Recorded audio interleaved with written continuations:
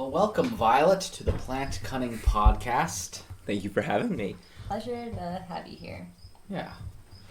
We're interested in talking with you about all sorts of topics, but in general, magical herbalism. So, what was your first memory of a plant? My first memory of a plant is indeed my first memory in general. I have a memory of some tomato plants in my parents' garden. And from there, it's all plants all the time. Like, my next memory involves picking mulberries. And one of my subsequent memories involves a cucumber plant. So lots of garden-y memories of plants. So it's fair to say that plants have been with you since the beginning. I would say so, yeah. So how did you come, so it seems like you've always been on the plant path in a certain way, but so how did that become a conscious intention of yours, and how did you come to plant magic? I think like many herbalists and people who are into the magical side of plants, I came to it through marijuana. I think I was about 12 the first time I smoked marijuana. It was a bit of a bizarre scene, and after I smoked it, I tried to get someone to sell me marijuana for many years, but people thought I was too sketchy. But that changed big time when I turned 16, and I started to get it on the reg. I started to smoke marijuana all day, every day, because it created altered states of consciousness that I really enjoyed. And while this might be trite and banal simultaneously, I think that Deon Fortune defined magic as changing consciousness and according to will. And so in a real sense, in a real materialist sense, taking a drug changes consciousness in accordance to will. And so when also, marijuana is really expensive. You compare a pound of marijuana to a pound of ginseng, and the pound of ginseng is way cheaper than a pound of marijuana. And so I got interested in other ways of getting high. And so, in a certain sense, the prohibition prices of marijuana introduced me to mugwort. And so, I was reading airwood.com, which is a website that chronicles a bunch of druggy experiences, and they mentioned smoking mugwort. And so I started to gather mugwort and roll it into joints and smoke it and take it to improve my dream life, which I don't think it really did much, but it definitely got me on the path of thinking about plants other than marijuana as also having the capacity to change my consciousness according to will. And so I began to think of chamomile and mint as also plants that would change my consciousness. And they may be have been less spectacular than marijuana or psychedelic mushrooms or what have you, but nonetheless, they had that capacity. And so I'd say that my interest in plant magic really came out of being a teenage stoner. I think that's a pretty common experience, actually. That's cool. So, I have one quick question first. Who is Deon Fortune? Deon Fortune was one of the prominent and preeminent occultists of the early 20th century. She wrote The Mystical Kabbalah, she wrote Psychic Self-Defense, and a whole slew of other books that introduce occultism and define the theories, especially of Golden Dawn magic. And so I found her to be a really good source on learning about magic, and she's also a lively read. She's written some novels. She's hilarious. Yeah, she's really funny. She's very dry and British. Right. I like her too. She kind of has this sort of unfashionable imperialist tone, but whenever she does that. I just imagine one of those Monty Python guys in drag reading her voice. That's great. And then I just laugh at her. So that's Deon Fortune. Cool. So when people usually consider magic and herbal magic, though marijuana may fit the bill technically, it's not necessarily what people think of. At least what I think of. So, what other kinds of when did you start using herbs consciously in the way that an occultist would? that happened after I got really into herbalism, and I read Matthew Wood, who covers in some of his work the magical applications of herbs. And one of the herbs that he really likes is cinquefoil, which are the various potentilla species. And cinquefoil he uses specifically for removing enchantments that are designed to interfere with someone's work, like be it spiritual work or professional work. And so he believes that it resolves boundary tensions, be it legal or a property or with someone having malicious intent being sent towards another. So I started to carry cinquefoil and use it in that method, and I found it really effective, especially when there's issues with hierarchies. Like, it's the herb you want if you need to talk to your boss about, like, working less. You know, it's the sort of herb that it's like also called five-finger grass. And the basic idea in hoodoo practice, it's used for doing all the things that five fingers can do. So it's used to gain manual dexterity, to like have like spirit hands working for you. But really, I consider it the preeminent herb for maintaining good boundaries, especially when there's pressure from hierarchy. And where do you find cinquefoil? In the garden, in the wild, in the woods? You find it in the fields. Like sulfur cinquefoil, potentilla recta is considered to be a noxious weed. It looks, the leaves look like marijuana, but it has little egg, kind of buttery colored flowers that have 5 petals. It's in the rose family. It's bland. I think it makes a really lovely tea, and I think it combines well with rosemary and maple syrup. And interesting, as a tea. Yeah, and I also feel it was used. Matthew Wood believes that the properties of cinquefoil are very similar to that of agrimony magically, and I believe agrimony was used by Dr. Bach as one of his flower essences, specifically on the indication of being tortured to catch the breath. And I find that it was really true with cinquefoil in my relationship with the plant, where I felt that cinquefoil, like one day I was by this like cattle pasture and I found some cinquefoil and I picked it, I started holding it to my chest like a lover, and I realized that I was constantly holding my breath on the exhale. And so I feel like that, and I was doing that specifically to avoid processing grief. And so I feel that the plant also helped teach me that specifically. So it has a relationship with the breath as well. So if you were using it to talk to your boss, per se, would you carry some with you? Would you have a tea before you did it? Like the practical applications? Yeah, okay, I would first perform a divination and think about the ethical ramifications of it. Like, is this something you'd want to be done to you? Very useful point, yeah. Yeah, so, but what if the answer were yes, like, I mean, if you were to say, if you were to make the ethical choice that you were not going to interfere in other people's lives ever again, and you could carry it with you, you could drink it as a tea. The way I would do it is I would take a spray bottle of the tincture and spray the space, like aerosol it. But again, it's a real magical act, and I would definitely think about the implications before doing it. So that goes in a little bit into the theory of magic. So, what is your theory of magic, and how did you come to that? Like, how do you use magic and yeah. Okay. The theory of magic basically is that, I mean, you can't really do a simple theory of magic. You can define it as I did before with Deon Fortune's dictum, but basically the idea of magic is an entire model of the cosmos. That basically the cosmos is conscious, and every aspect of the cosmos is conscious and related in its consciousness in intricate ways. Right. And so once you accept that, if you accept that the water you're drinking has its own consciousness, if every rock has consciousness, if every plant has consciousness, if you have consciousness, and this consciousness affects reality, then you have a model in which magic makes sense.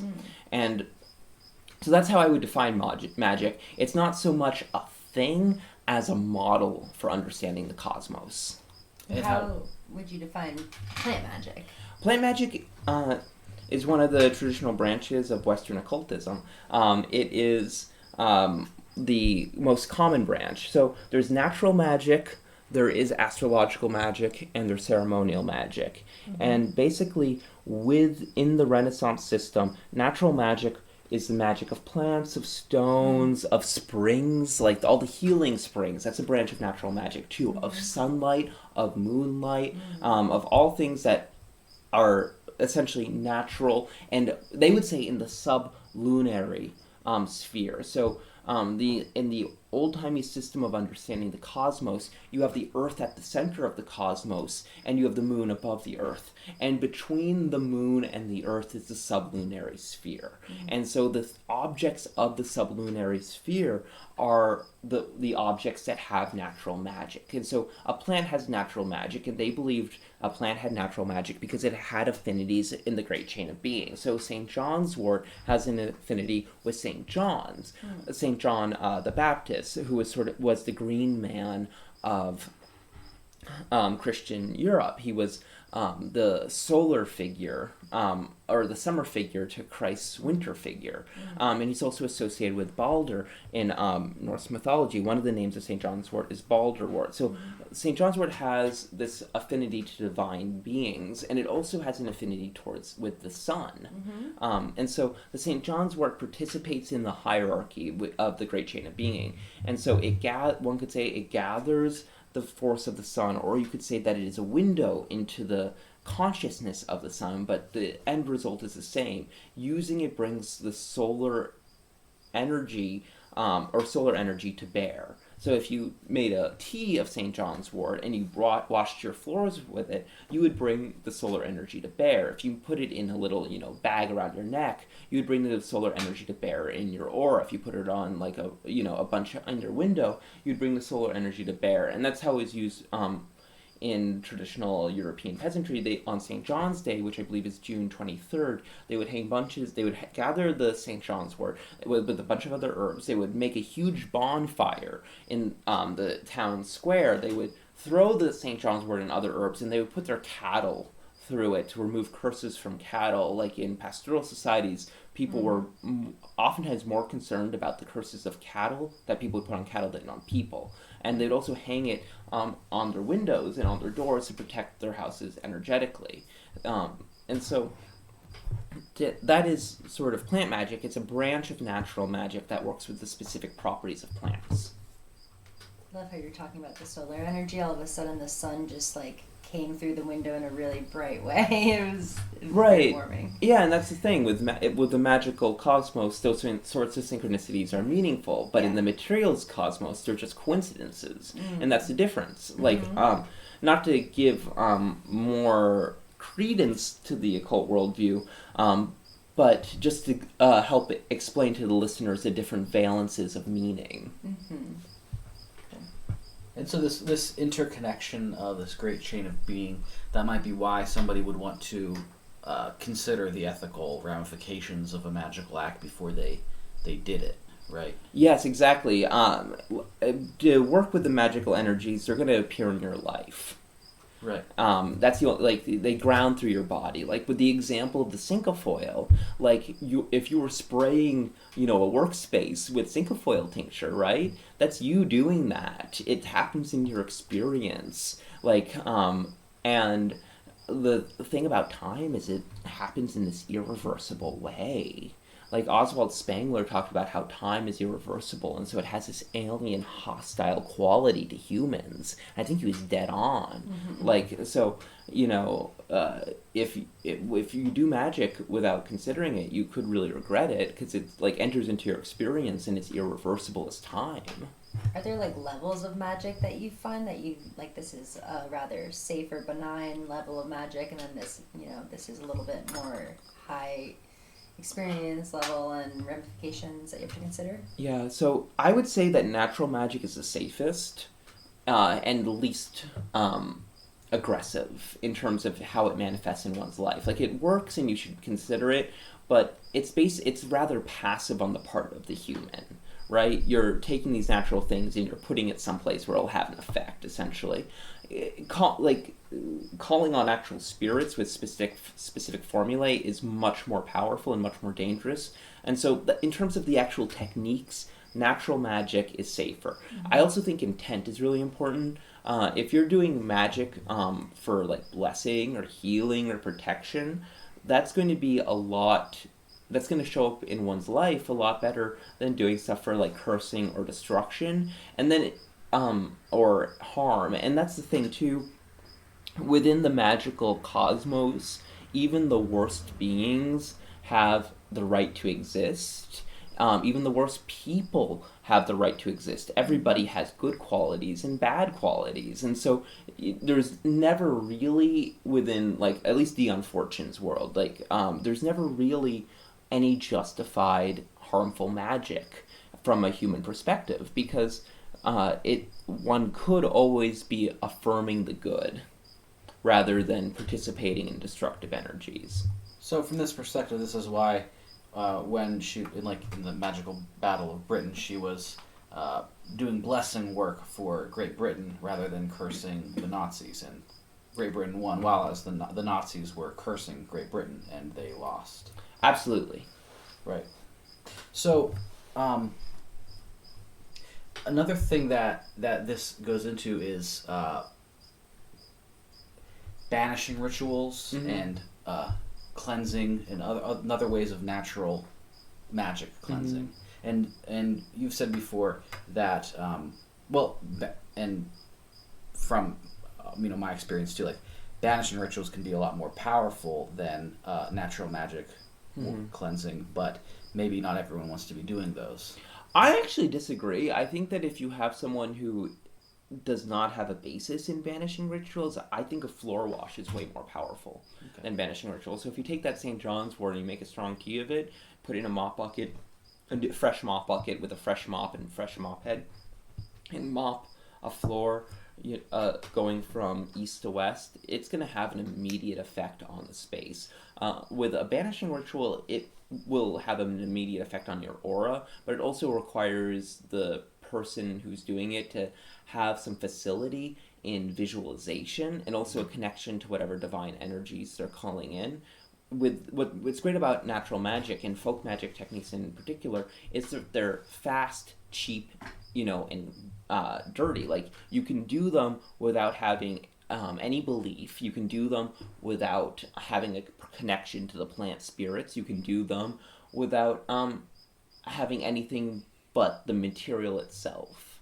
Like, you'll get a better result if you have a connection with the plant spirit, but because of the very nature of the theory that these plants are windows or like batteries that are filled with divine energy, you can just use them. And so why a new mop? Well, the basic idea is that if you're doing a serious cleansing, you want to have it all be symbolically clean going into it. Is my understanding. Right, and banishing ritual, you have to also, like, the power builds up after doing it daily for a long time. Right. And it also might open you up to some other, like, inner senses that you wouldn't have to necessarily deal with if you're using natural magic. Right, exactly. Like, most people throughout history have worked with natural magic. It's very, like, there's even some little remnants of it that you still see, like the whole hanging of mistletoe, I think of like as like some archaic magical thing, like the taking of salt and throwing it behind the left shoulder. Sure. There's all sorts of, even using something like pine sol has a like discrete magical basis. So the natural magic was something that was done as a matter of course in the ancient world. Ceremonial magic was something that was done by professionals, and even in places that didn't have monotheistic prosecution and persecution, there was still, most people are not cut out for ceremonial magic, but pretty much everyone can employ natural magic to their benefit. So if somebody wanted to do a cleansing of their home right now and they don't have a St. John's wort tincture, but maybe they do have pine sol, are there any other kitchen herbs that might be common in the cupboard that people could use for cleansing? Bay leaves are very traditional. They've been used since ancient Greek times. They're sacred to Apollon, who is associated with healing and also with driving out malign spirits. And they're also sacred to most of the Olympians. They're actually one could consider them as a symbol of the Olympians in general. And they bring a really strong solar energy to bear. They can be made into a tea. They can be put on the floor a floor and then just sort of swept out, having them touch all the spaces. That's I learned that from Catherine Ironwood's book on hoodoo herbal magic, and it does really work. And they can also be used for making holy water, which is when you take a bowl of water and you grab a couple bay leaves or some other material and you set them on fire and you dunk them in while they're still in flame, so the water and the flame meet, and then you pray over it that it may purify all pollution. You can invoke a deity or pray to a deity, or you can just do it just by praying. And it really works. You can use different plant material. It's not really important. Like, people in Australia use a lot of eucalyptus leaves. Eucalyptus leaves work. Like, pine needles you can make into a tea. Yeah, you could use common. you can use cinquefoil as well. And so then once you make the holy water, what do you do with it? You take it and you just you can sprinkle it around a space. You can sprinkle it all through your aura. You can use it in any sort of cleaning application. And it's kind of removes the miasma of a space. Excellent. Yeah, that kind of seems pretty helpful, especially these days when there seems like there's a lot of miasma in the general world. Would you say that's true, and speak maybe about like psychic contagion, or speak to the times that we're in right now, summer 2020. Yeah. What's happening? Yeah, I think we're living in a very spiritually dark time. I think that we're for a long time, people have lost faith in Christianity. And with Christianity, for all of its problems, did provide a ritual space for people to connect with divine energy. And so with like the Catholic Mass, it was a really powerful experience prior to the restructuring of the Mass. I think it's what was Vatican II it's called. In Vatican II, they restructured the ritual, and it was in like 1977, I believe, that they restructured the ritual so it lost all of its magical power. And so basically you went from having a lot of churches and a lot of places of worship directly invoking divine energy to just having like guitar masses. So you've seen a real decline in the ritual praxis of Christianity. And you're also seeing right now the decline of faith in progress and science and reason. So people are losing faith essentially in the doctrines of atheism, and with that people are having the experience of massive cognitive dissonance.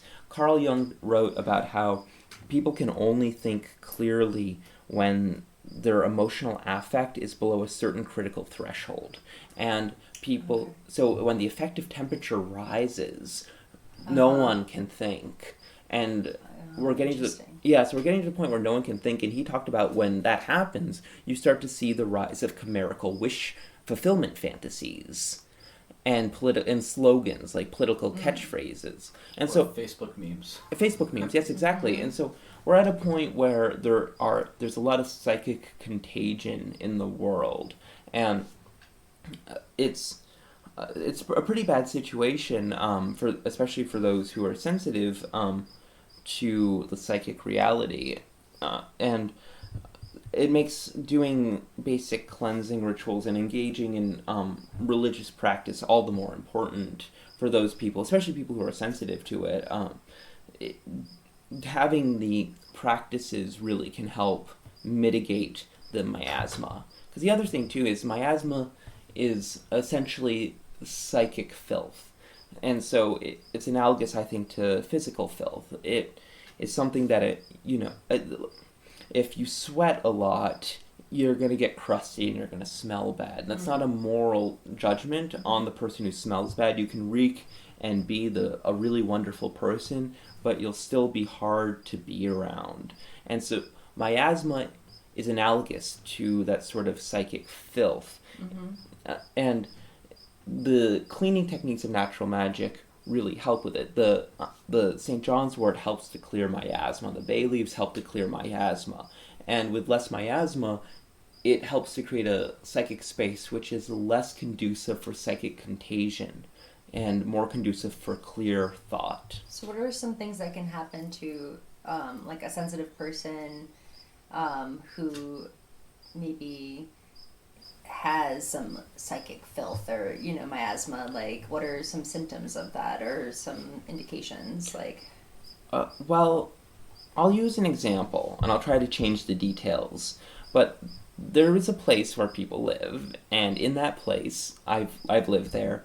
A person committed suicide, in a very ugly way, and in a way where the people didn't find this person's body for a while. And ever since then, that place has had a dark energy, and people there fight a lot, and people there go mad, and people there all of a sudden find themselves doing lots and lots and lots of drugs. Those are the sorts of realities that seem to be around places of psychic contagion. It's just a grubby sort of energy, and people who are sensitive to it oftentimes find themselves victim to it. So they'll be drawn into, like they may go mad, they might develop a destructive addiction, there may be other suicides or homicides, and so, simply because the filth, while not having a moral connotation, definitely does have the connotation of dragging the energy down. And so, and this is especially true in places where evil magic is practiced. Places where evil magic is practiced have really bad vibes, and they draw in these like kind of vortexes of negativity. So what do you define by evil magic? I'd say any evil magic that calls upon energy that is destructive, harmful, baneful, is strictly speaking evil in the sense that it creates a vortex of these negative energies. And other people get drawn into the vortex, especially if they are kind of coasting through life. We've all been in places that have really pristine energy. Like we've all been in old growth forests, let's say, where it feels very cleansing. Or we've been at, sacred mountains that feel really nice. And we've all been in the dens of like drug addicts, where Well, I mean, maybe not everybody has, but yeah, but been around like imagine, Skid Row alcoholics, or in other places where bad things happen. Places where bad things happen have a certain vibe, right. And it's not even personal. But if you're there and something bad happens, everyone will say you were at the place where the bad things happen. And so that's with the evil magic. I think it creates a place where bad things happen. So you said baneful. So what's the difference between baneful and like banishing? It's kind of... Oh, they have the same root word, Yeah. definitely. With a banishing ritual, basically you are invoking divine light. Like you could say, like specifically you're creating a Jungian mandala in space. So you're creating an elemental cross, a cross with its arms equidistant within a circle, the basic mandala shape. And so you're establishing the mandala shape in space and calling in divine light. And Carl Jung talked about, I believe it's in the collection Psychology and Religion, how the mandala shape represents the psychic center of the self that is not the ego. So the higher self, one could say. And so you're invoking actually your higher self into the space through doing a banishing ritual.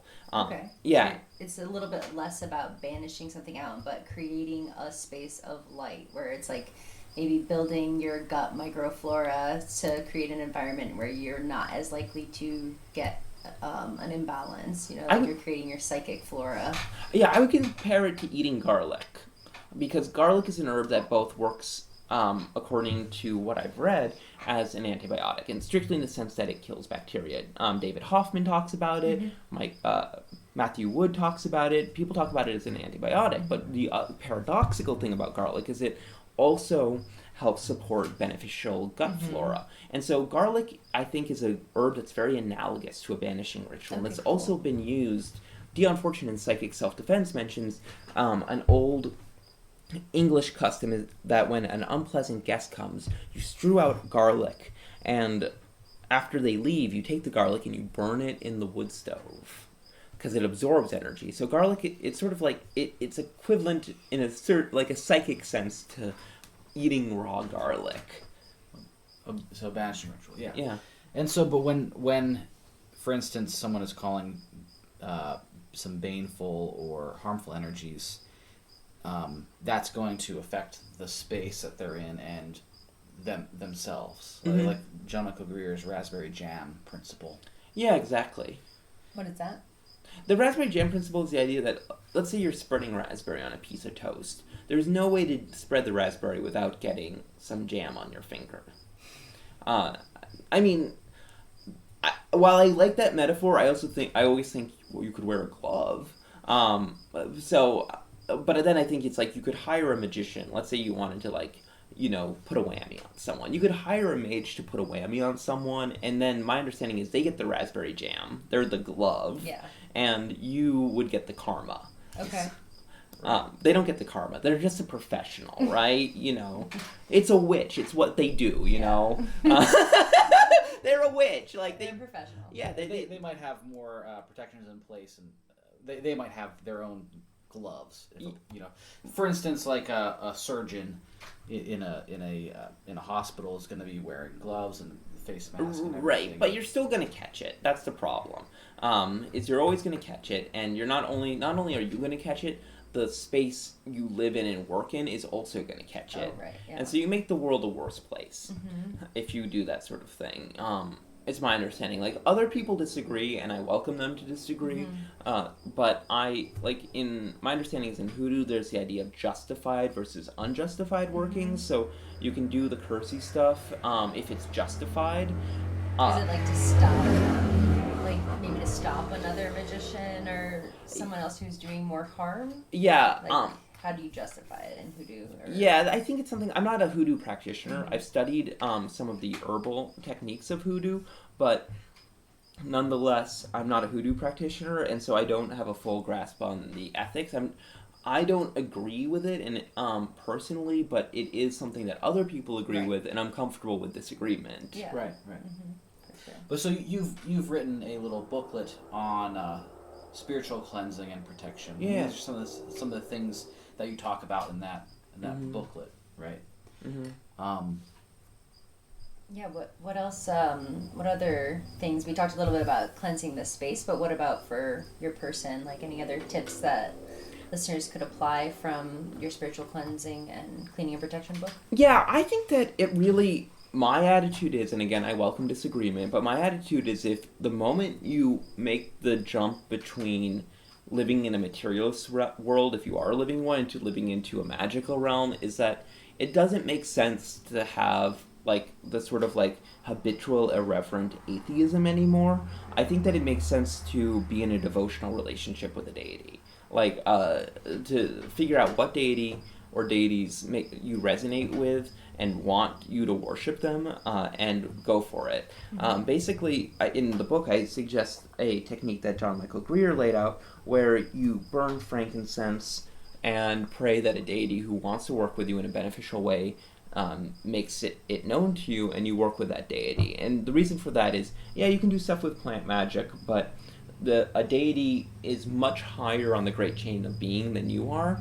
And they're better than you, they're wiser than you, they're mightier than you. And a lot of deities, especially the deities we know about, want to work with people. It helps the same way, I imagine it the same way gardeners like to work with plants, even ornamental plants, because it feeds their soul. I imagine that deities have a similar thing with working with sentient embodied creatures.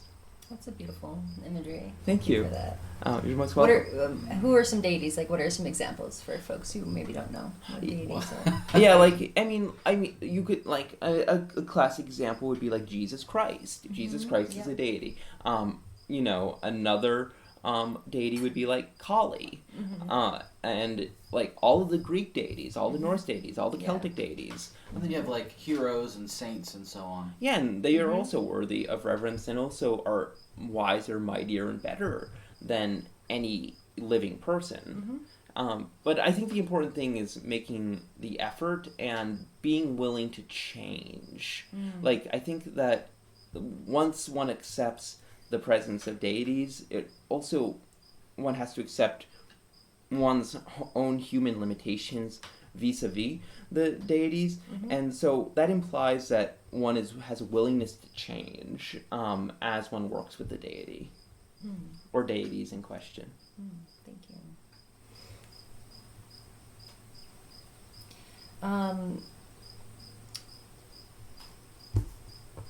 So you've mentioned in some prior conversations why people go to herbalists, and sometimes it's just a common thing, but what do you like? Maybe they have an infection, or maybe they have some type of disease.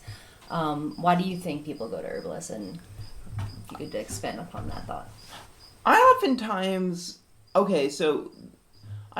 feel that the whole thing about herbalists not being doctors is somewhat profound, in the sense that what I've seen is that when people are willing to go to an herbalist and lay down some bills, it isn't usually because they have some sort of physical ailment. It's because they're spiritually sick, and they are kind of grasping at the absolute margins of what their worldview allows. Like, people can think, okay, the herbs or plants are more natural. It's still a materialist arrangement, but it allows for a sense of just the tiniest sliver of the numinous to shine on through. I really feel that people oftentimes go to herbalists because were not able to find spiritual healing in the standard modalities. Yeah, a lot of herbalists probably experience that. They've been to different doctors and different practitioners, maybe acupuncturists and things like that, and then they end up at the herbalist after, they experience nothing else has worked, Yeah, and to my mind, it's the reason they have that exact trajectory is they're moving from less and less rational means, less and less materialist means. And that's because I think that the problem of miasma and psychic contagion is probably one of the most pressing problems. I think that this goes into like some of the real problems with the European colonization of the Americas, is that the feng shui is really bad. We've not been able to maintain the cultus of sacred spaces or the deities of the land. And so I think that, and while I think that was mitigated in a big way when Christianity was still a big part of the normal culture. But if we look out at the culture of the United States, it's no longer Christian. Yeah, so it's the religion of Christianity has been superseded by the religion of science and progress. Yeah. But that even now is starting to wear thin.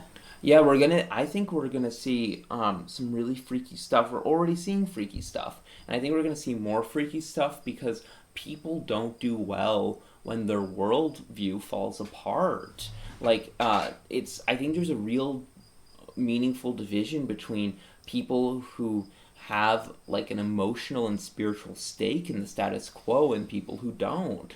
I don't even know to what degree communication is possible between the two. It's a really serious issue. Some people have everything invested in their inner world on this narrative of perpetual progress. And without that, they're just their own inner world is howling wilderness. And maybe the wildness of some plants can help be a bridge to a new worldview. It might be. I think some people grasp towards it. I certainly hope that people can utilize plants as a bridge, and to whatever degree of polytheism or animism that is accessible to them, or any sort of spirituality, really. I do wonder how many people who are devotees of progress will be able to make that jump, right? Since it's such a radical shift in the entire world feeling. And maybe that's something herbalists have to offer. I definitely be that bridge. Yeah, I think that herbalists definitely do. I think that's also why I emphasize that a lot of times people go to herbalists for spiritual problems rather than gross material ones. I don't mean psychological problems. I mean real spiritual problems. There's a hole in their soul that they're all their life is draining through. I think that's a huge portion of why people seek out alternative practitioners. It's because there's no way they can fit their problems into a materialist paradigm, and yet that's all they have to think with. So you've also been working on another booklet called Towards an Herbal Theurgy, and maybe this is the kind of thing that somebody can use to use herbs towards changing themselves, transforming themselves. So what is an herbal theurgy? What does that mean? Okay, so magic in the Western tradition has two major branches, the theurgic and the thaumaturgic.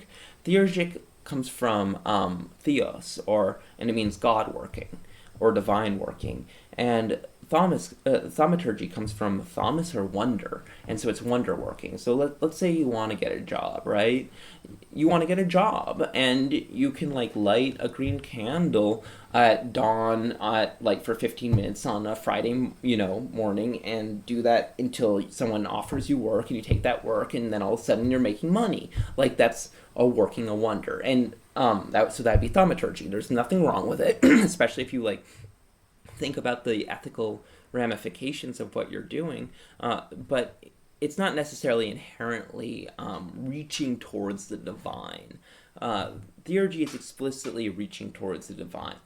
You can have a more narrow definition of theurgy, if you look at the Roman Catholic Mass, right, where the traditional one, where they draw in the divine energy into the wafers and to the wine. That is classical theurgy. It's taken literally from Dionysian rites, where they did the same thing, is my understanding of the history of it.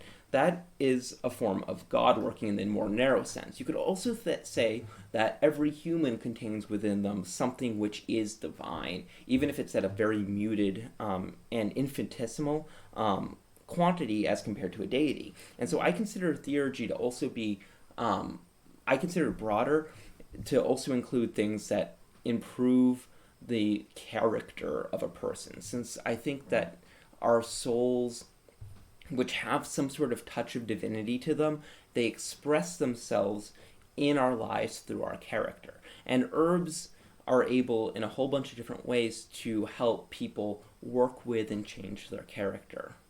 Can you give us an example of how a particular herb might be able to do that? Yeah, I think this is actually a really interesting example, because it's one that rationalist science also speaks to.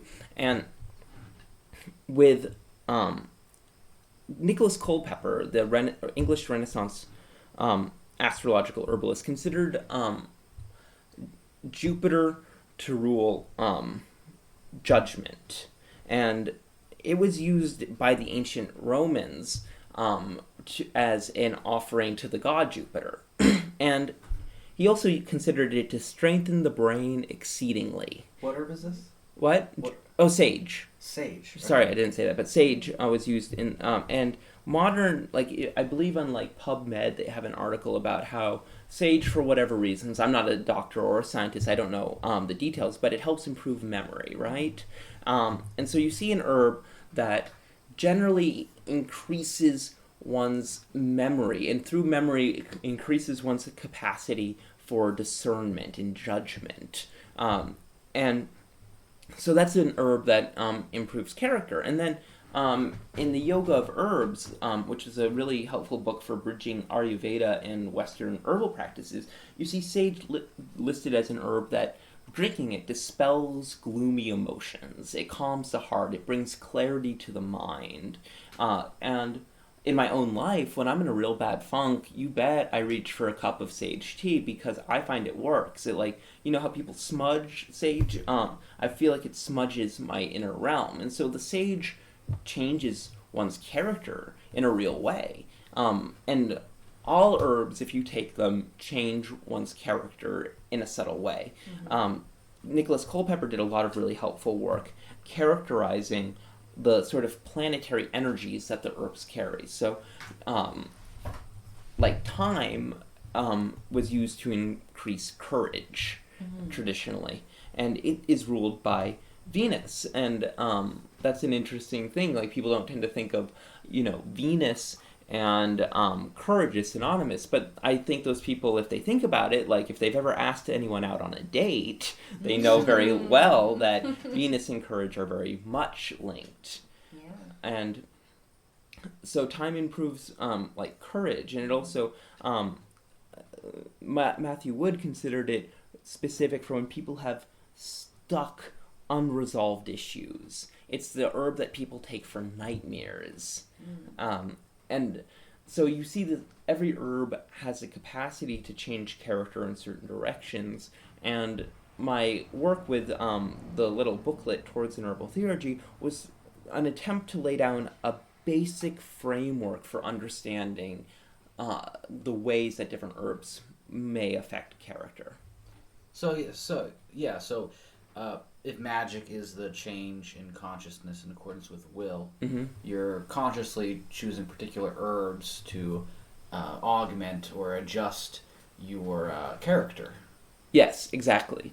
And the traditions really give some good framework for doing it. Like lemon balm was considered by many to be a longevity herb that also made people smarter. Like it, Nicholas Culpeper considered it he considered it to expel melancholy vapors from the heart and arteries.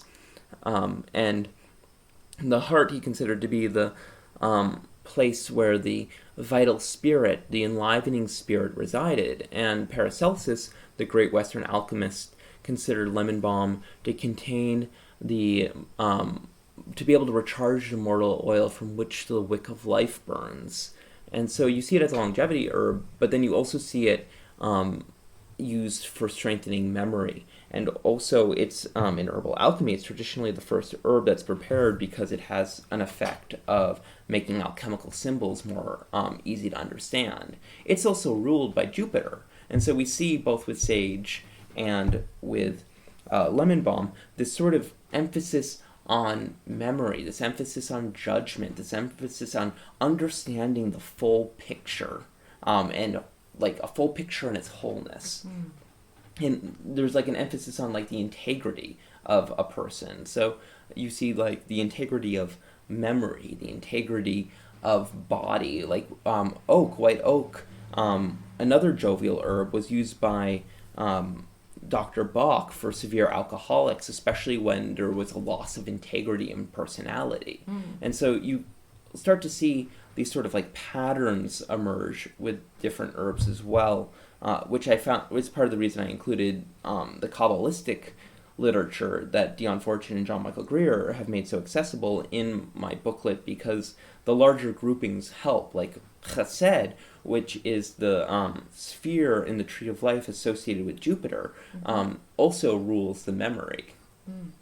Right. And so the magical traditions, what I found so compelling in writing the book, is that the magical traditions actually help to contextualize and enlarge upon the existing herbal traditions. Like connecting the dots between the two. Yes, exactly. That's really great. So besides your two books that you've written, what books would you recommend to people who are interested in getting more into natural magic, plant magic, and these other ways of using plants? I would recommend Matthew Wood's 2 volumes of Earthwise Herbal, and also his The Practice of Traditional Western Medicine, to get a good basis of the Western tradition of herbalism. I really don't think you can make a clean separation between natural magic and herbalism, and I think it's foolish to even, I mean, I personally consider it somewhat foolish to try. I think that if one is looking at an herbal practice in terms of healing, it doesn't matter if it's placebo effect. It doesn't matter if it's because of some mechanism. The importance are the results, not the specific methodology of the results. That's my attitude. So I think of herbalism and natural magic as coexisting hand in hand, and one can't even really separate them. So Matthew Wood gives a really good grounding in the Western herbal tradition in a very accessible way. I would also consider John Michael Greer's Encyclopedia of Natural Magic and Kat Ironwood's book on hoodoo root and herb magic to be also really indispensable. Also, Maud Greaves, a modern herbal, has a lot of really important folkloric details that I think really, really help. So I mean, that would set someone back probably about $150. It would, it's a lot of money, but if you're going to be practicing magic, I'm sorry to say you're probably going to have to also have a library. And it's going to cost you some coins, so that's just how it is. In addition to books, any other practices that you think are really good, like intro to practical magic, natural magic? I think you could recommend. Yeah, I think it's just spending time with the plants you intend to use and trying to communicate with them, and letting the plants teach you is not some place you can go wrong. Like, people get really jiggy when they're coming to herbalism from a materialist standpoint about like the doctrine of signatures. What is that? The doctrine of signatures is the idea that, okay, to back up, let's look at an animal embryo, right? Okay. It's curled up. It's curled up. It's not facing outward. It's curled in. And we do not photosynthesize sunlight. We have a solar plexus that breaks down the solar energy into nutrients we can absorb. Plants are not the same way. A cotyledon of a plant opens outward, and they don't have a solar plexus. They do not have a symbolic sun within them. They just open up towards the sun. We have an inner world that defines us. Like, it's I think many people, I think one of the triumphs of the past 150 years has been the idea that how we look doesn't define who we are on the inside. I think that's a really important idea, because humans, are animals, and animals have these various symbolic valences. Plants are different. Plants are defined entirely, or almost entirely, and perceptibly by their outer world, by their outer appearance. They open to the sun. They are part of the living vasculature of the earth. The entire biosphere is their circulatory system. Wow. They are literally perceptibly part, or their symbols are right there to view. And so the doctrine of signatures basically says that every plant has various signatum that allows for people to understand them. So for instance, like walnuts might be good for your brain, because they look like a brain. Exactly, and plantain looks like a tongue, and so it's considered to be an herb with a dental affinity, which I found to be very true in my own life. And the thing is, these doctrines work, and even if they don't work in like an entirely materialist way, I've never seen someone. I mean, personally, I've never seen nor heard of anyone harmed by the doctrine of signatures. But it offends materialists, because it indicates that there is a divine order that inheres perceptibly in the world.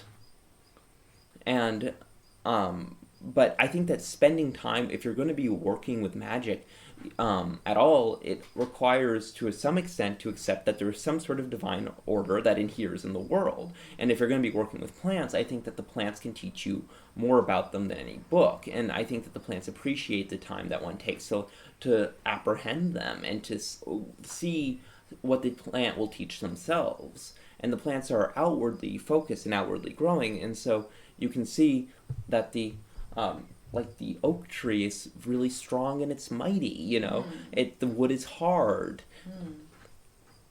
Or that the cinquefoil plant looks really tense. And etc. Like, it's good to just do work oneself with this, and to think one's own thoughts, because I think that's the other thing too. It's like, I think that it's always really sad when one would just read an herbalist and only consider what they say as true without engaging with the plant and coming to your own relationship and your own thoughts. I love that. Yeah, that's really great. So thank you for all of this this knowledge and information. Where can people go to find your books and your blog? Well, currently, because of a certain publishing upgrade, I am self-publishing my own books through zines. I can be reached at violetcabra.dreamwith.org, I believe is the address, and I'm happy to sell my zines, including Spiritual Cleaning and Protection and Towards an Herbal Theurgy, and also thank you both so much for having me. Absolutely. It's been a lovely conversation. It's been a lot of fun. Yeah, thank you Thank you so very much. much. We'll put all the details of where to find Violet in the show notes. And thank you again, Violet. My pleasure.